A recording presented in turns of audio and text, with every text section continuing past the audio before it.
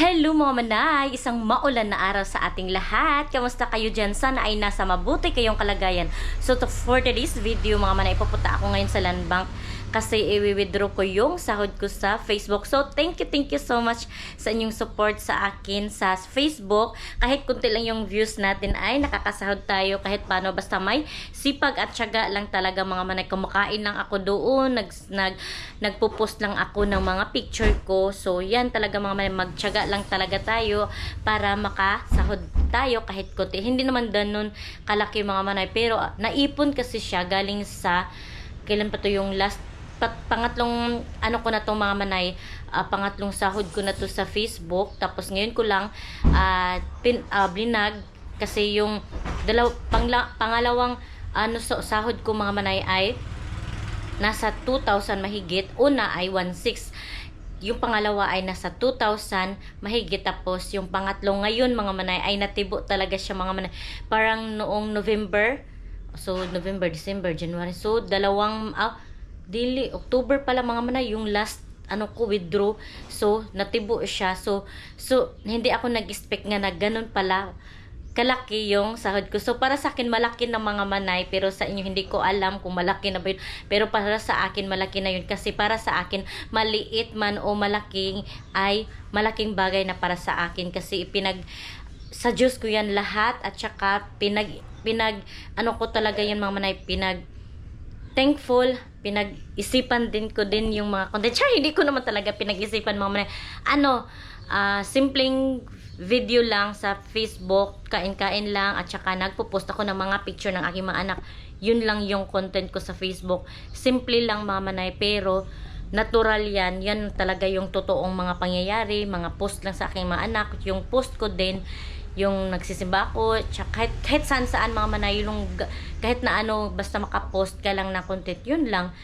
Huwag lang natin i-stress yung self natin na mag-post, na mag-isip ng content. Basta makapost ka lang, okay na yan. May papatak din na pera or dollar chart. So thank you so much Lord, kasi binigyan mo ako ng blessings kahit dito lang tayo sa bahay, kahit housewife lang tayo. So yan, punta na tayo ng Land Bank. At thank you so much mga taong nag-support sa akin, lalo na si Mami MD. Thank you so much Mami MD sa mga blessings na share mo, at ingat ka palagi dyan, at lalo na sa work mo, kung saan ka ngayon nagpupunta, kasi super busy yun sa Mami MD sa kanyang trabaho at saka sa kanyang mga negosyo. Shout out din pala kay Ate Emily, Ate Maricho, kay Cindy, kay Nolin, kay Ustong TV, kay Ate Grace Palma. Shout out sa inyong lahat. Shout out din sa mga nagpapa-shout out, hindi ko na shout out. So thank you so much. Punta na tayo sa Land Bank at mag-withdraw na tayo. So dito na kami ngayon sa ATM. May kilala kasi ako dito mga manay, kaibigan ko to, si Nikki mga manay. Tapos naabutan niya ako, na nakita niya ako dito sa Land Bank. So yan, magwi-withdraw na tayo ng sahod natin. Ayan. Siya pa yung inuna ko mga manay, kasi mag-video ako. So yan. Ito yung weather natin, maulan.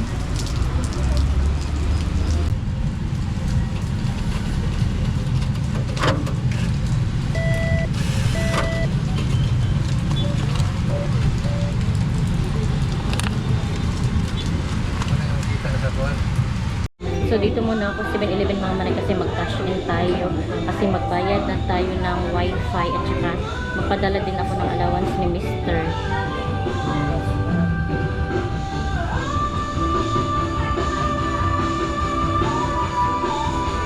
So hello mga manay, dito na ako sa bahay. Hindi talaga nakisabay yung panahon mga manay, kasi umulan. Nainis ako mga manay, kasi napasa yung damit ko, kasi mga manay kahit umuulan sumugod ako ba.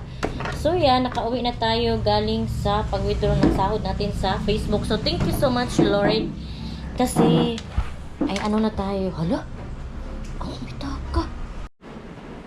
So yan ang mga manay, nakalimutan ko yung itong pitaka ko doon sa U-Box. Since super basa yung bag ko mga manay. Tsaka bago ako po nag-withdraw, nagbayad ako ng bills ko sa wifi. Ayan mga manay, doon nga nakita nyo naman na nag-video ako doon sa 7-Eleven sa wifi, at saka nagpadala din ako ng allowance ni Saldi, kasi nga yun ang ating kung saan napunta ang sahod natin sa Facebook. So doon bayad sa wifi, tapos magbayad pa ako ng motor ko mga manay super tipid talaga. So kailangan tipid-tipid tayo kasi may motor pa akong binabayaran. So malaki-laki din yun for 650 mga manay. So siguro pag may sahod na si Mr. magbabayad ako ng motor ko kasi yung sahod ko sa Facebook ay binayad ko sa wifi at saka sa padala kay Mr. na allowance niya. So yun, ito na yung mga manay. So mag-send na ako nito na kay Mr. para mabayad niya sa wifi para hindi tayo maputulan. Ayan. So, yan mga manay. So, ang natira na lang sa sahod natin ay kasi yung kinash in ko mga namanay ay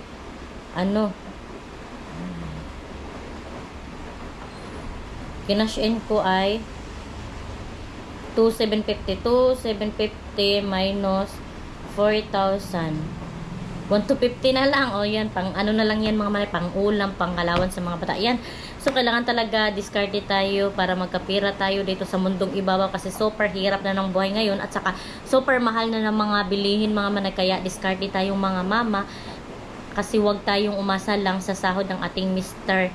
Diba mga manay? So, bilang isang mama, housewife, kailangan kailangan din tayong magsumika para sa ating pamilya kasi kasi kapag aasa lang tayo sa ating Mr. ay mahihirapan tayo. So yan mga manay ang aking update for today. So, pilis na ligo pala.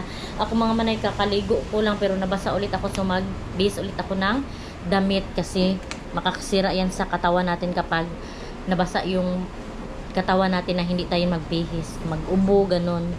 So, hello mga manay, dito ako ngayon sa kusina kasi magluluto tayo ng ulam natin. So, ang ulam natin ngayon ay yung fried chicken mga manay na natira. Ko lang to. Iluto o iluto otro. Initon ba? Kasi ayan may fried chicken pa kasi akong na tira na kagabi to na ulam ni Phyllis. Tapos hindi niya naubos. So, ayan, initin lang natin to. Tapos, meron din akong leftover dito mga manay. Ito, leftover na karne sabaw. So, anuhin lang natin yan.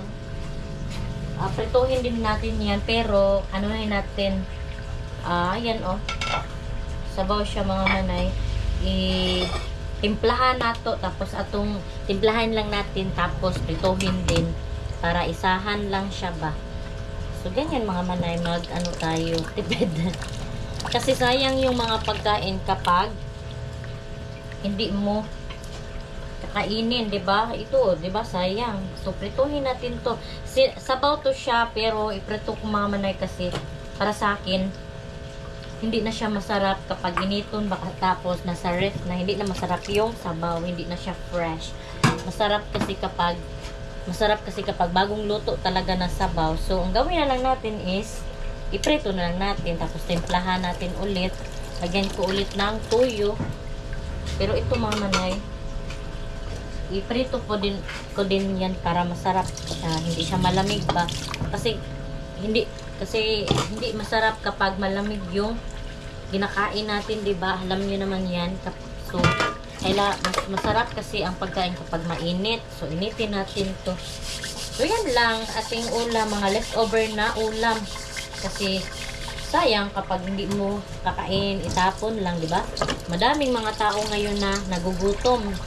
So, sa atin, kaya huwag tayong mag-aksaya at saka makagaba din yung mag-aksaya ng pagkain mga manay. Huwag tayong mag-aksaya ng pagkain. So, bukas, bukas siguro mga manay ay ako. Mag-grocery ba? So, itong karne mga manay ay ko. Timplahan na lang. Ito yun. Ayan, timplahan na to para lami na karne. Tanga ragon nagtoyo, ganun lang.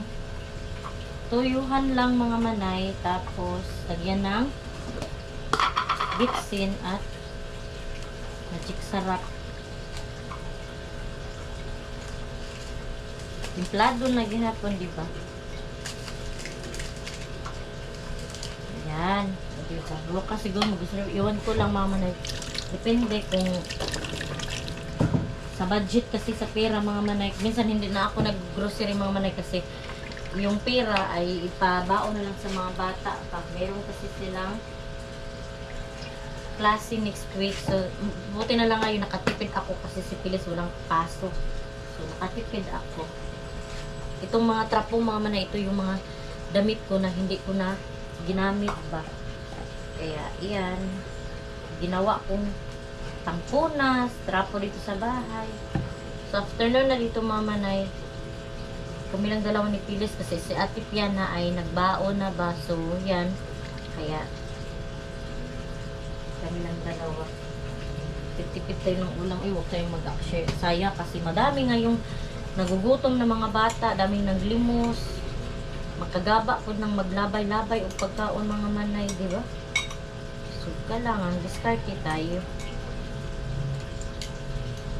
O, diba? Ito, makain pa naman to. O, diba? Ito mga manay, binili ko itag 35 pesos. Diba? Super sayang.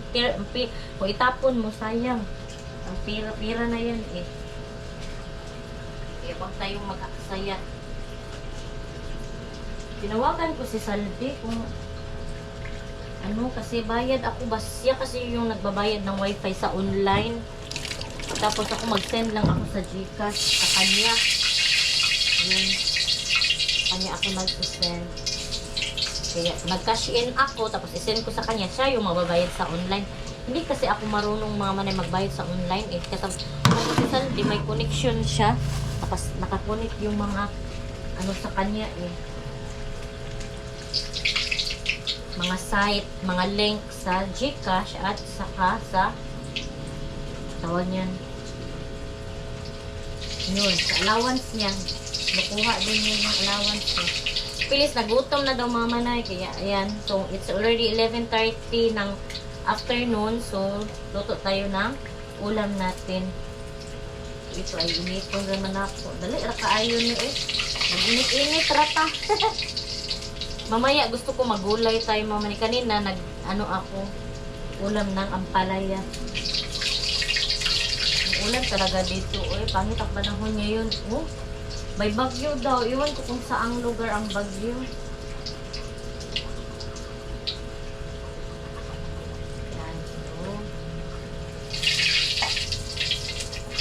Ito na namang karne. Ano si Pilis? Nagluto pa ako mamaya tapos si Pilis gutom na. Dapat mamaya pa kunti no niluto ko yung ulam niya. Yung mga anak ko mamaya hindi talaga mahilig magpa-video. Nahihiya talaga sila. Ayan yung ulam natin. Pritohin ko na lang mga manay para masarap siya kasi kapag initon din yung sabaw na na siya leftover ay hindi na masarap. Mas masarap kasi na tinimplahan na lang, lagyan ng toyo, lagyan ng magic sarap at kunting bitsin. Hindi maganda yung palaging magbitsin mga manay kasi yung bitsin nakakasira yung sa health. So luto na yung fried chicken ni Pilis. Ang kanina lang ay hilaw pa. Ayan oh. Kakalagay ko pa lang nito eh. Madali lang siguro yan maluto mga manay kasi 2 cups lang yan. So yan ang ating update for today. So thank you so much sa blessings sa sahod natin ngayon sa Facebook. So thank you so much sa lahat ng nag-support sa akin at sa mga nag-view sa Facebook at lalo na din dito sa YouTube. Ini-enjoy ko na lang tong pag-vlog natin. So wag tayong mawala ng pag-asa. Basta vlog ng vlog lang. So, siguro dito ko na lang muna i-end ang aking vlog. Thank you so much sa mga nanood. Sa mga hindi pa pala nakasubscribe, please subscribe my YouTube channel and click the notification bell para updated din kayo sa aking next video. See you in my next vlog, mga manay! Bye-bye and God bless! Ingat po kayo parati!